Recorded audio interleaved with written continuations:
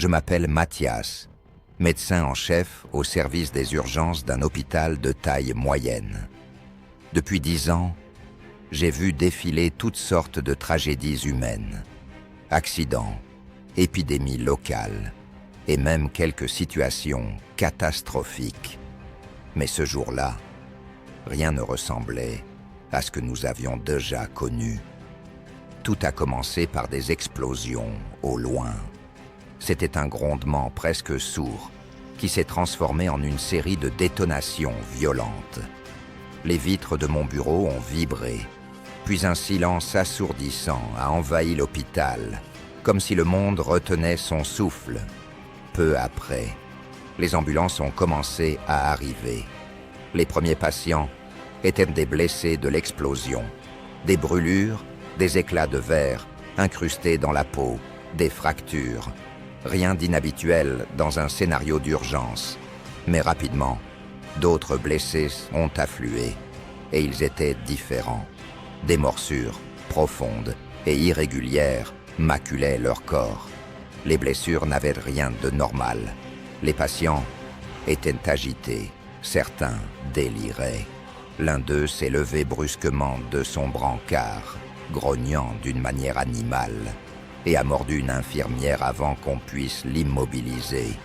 Ce n'était pas une situation classique, et cela nous a frappés de plein fouet. Quelque chose d'inexplicable était en train de se produire. La salle des urgences ressemblait à un champ de bataille. Les cris des blessés se mêlaient à ceux du personnel médical, essayant de reprendre le contrôle. Mais l'atmosphère était différente, presque irréelle. Les patients les plus gravement blessés n'agissaient pas comme ils auraient dû. Ceux que nous pensions inconscients ouvraient les yeux, et leurs regards n'avaient plus rien d'humain. Un homme, couvert de morsures, a soudain arraché sa perfusion et s'est levé, malgré ses blessures graves. J'ai vu l'infirmier qui s'occupait de lui reculer lentement, terrifié. Avant que quiconque ne puisse réagir, le patient s'est jeté sur un autre malade, enfonçant ses dents dans son épaule. Des hurlements ont éclaté, et tout a basculé. Nous avons dû nous barricader dans une salle de soins pour échapper à ce qui ressemblait à une émeute. J'ai vu mes collègues, d'habitude si confiants, trembler en silence. Personne ne comprenait ce qui se passait. Nous avons tenté de joindre les autorités, mais les lignes téléphoniques étaient saturées. La seule information que nous avons reçue venait d'un message laconique. Restez à l'intérieur. Évitez tout contact avec les infectés. Alors que la nuit tombait, les lumières vacillaient. L'électricité s'est coupée par intermittence, plongeant les couloirs dans une obscurité terrifiante. Des grognements résonnaient dans les zones que nous avions abandonnées. Les blessés infectés, ceux qui s'étaient relevés après leur mort apparente, déambulaient dans les couloirs. Ils semblaient attirés par le bruit, et chaque cri, chaque pas maladroit, résonnait comme une invitation pour eux. Nous avons barricadé les escaliers, utilisant des brancards, des chaises, et tout ce que nous pouvions trouver. Le rez-de-chaussée était complètement perdu, et nous savions que si nous restions immobiles, nous serions piégés. Mais le pire est arrivé plus tôt que prévu. Une horde de ces créatures a forcé l'entrée principale. Les vitres ont éclaté sous la pression, et elles se sont répandues dans le hall d'accueil. Des médecins et des patients qui n'avaient pas encore fui ont été submergés. Leurs cris me hantent encore. J'ai réussi à guider un petit groupe vers les étages supérieurs, mais tout le monde n'a pas eu cette chance. Une 50aine de personnes étaient regroupées dans les étages supérieurs, médecins, infirmiers, patients, et même des visiteurs qui s'étaient retrouvés coincés. Nous étions un mélange hétéroclite, unis par la peur et l'urgence de survivre. Les premières heures ont été consacrées à sécuriser notre position. Nous avons empilé des meubles devant les escaliers et bloquer les portes avec des extincteurs. Mais tout cela semblait dérisoire face à la menace. Un interne a trouvé une vieille radio dans une salle de stockage. Après plusieurs tentatives, il a capté un message fragmenté. Contamination biologique. Évitez les infectés. Les zones de quarantaine sont saturées. Ce fut un coup dur. Il n'y aurait pas de secours immédiat. Nous étions livrés à nous-mêmes. La nourriture et l'eau étaient une priorité. Nous avons fait un inventaire rapide et découvert que les réserves ne dureraient que quelques jours. Un rationnement strict s'imposait, mais cela n'a fait qu'accroître les tensions.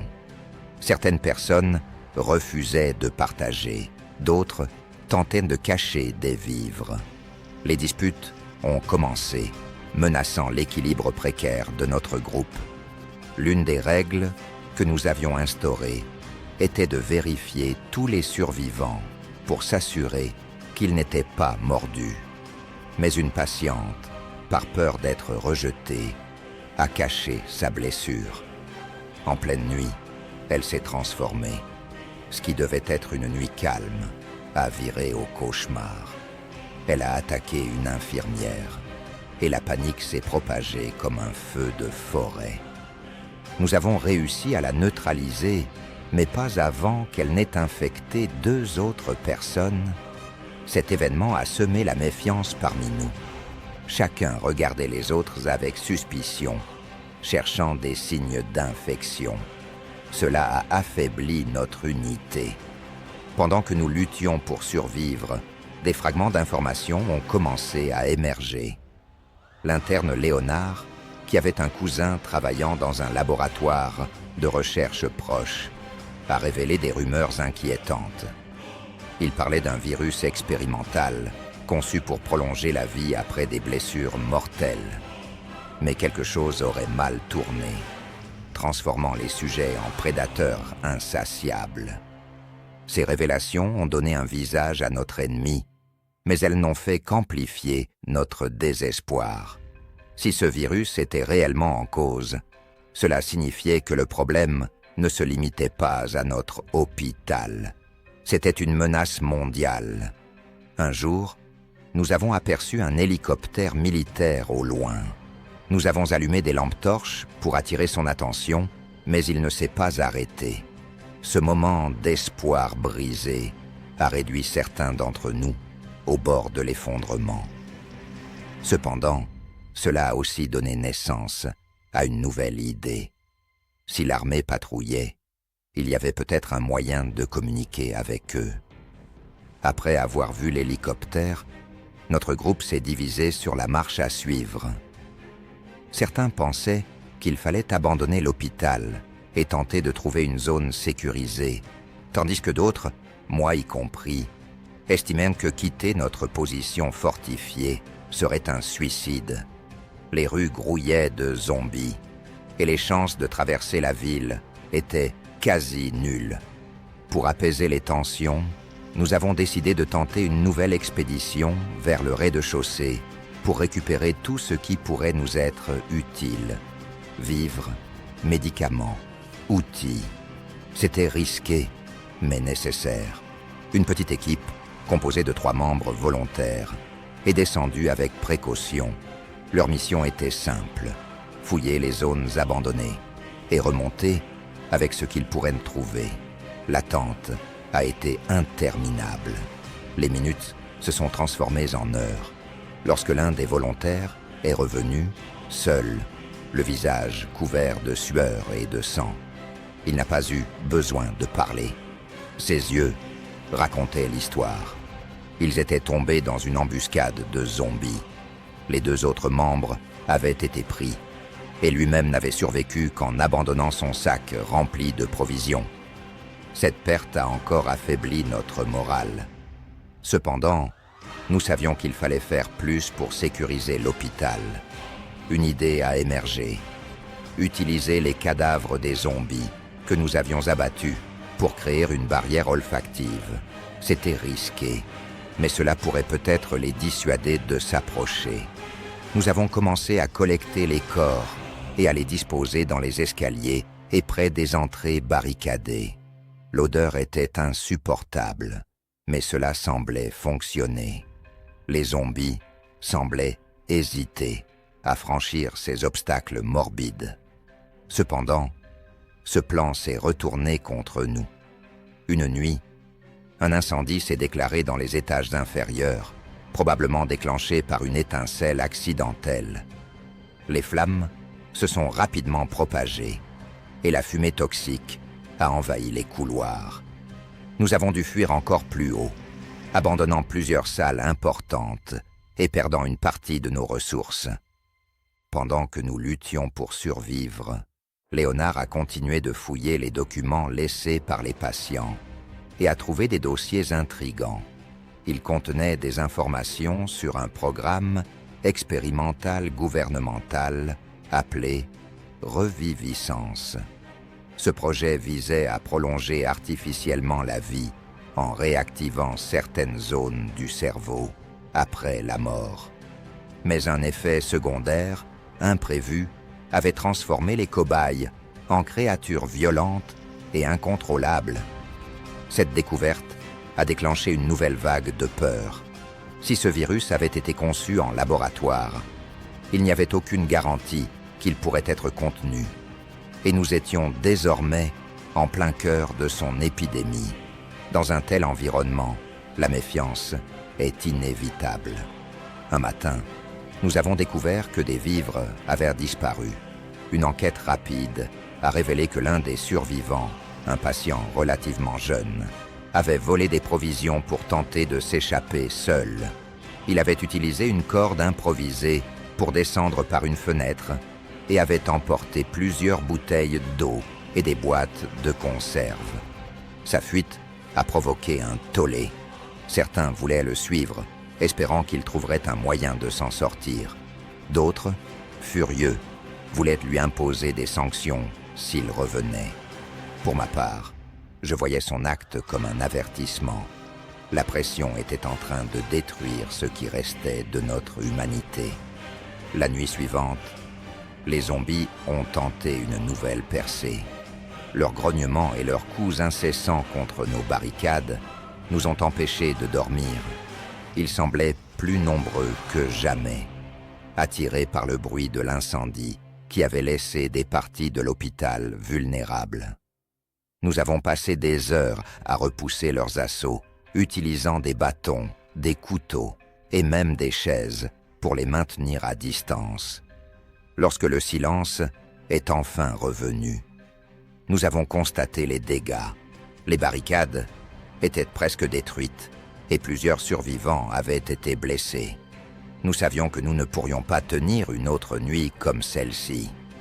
Après avoir discuté toute la journée, nous avons pris une décision difficile. Nous devions quitter l'hôpital. Mais comment traverser la ville infestée sans attirer l'attention? Léonard a proposé une idée. Utiliser les uniformes et les équipements médicaux pour nous camoufler.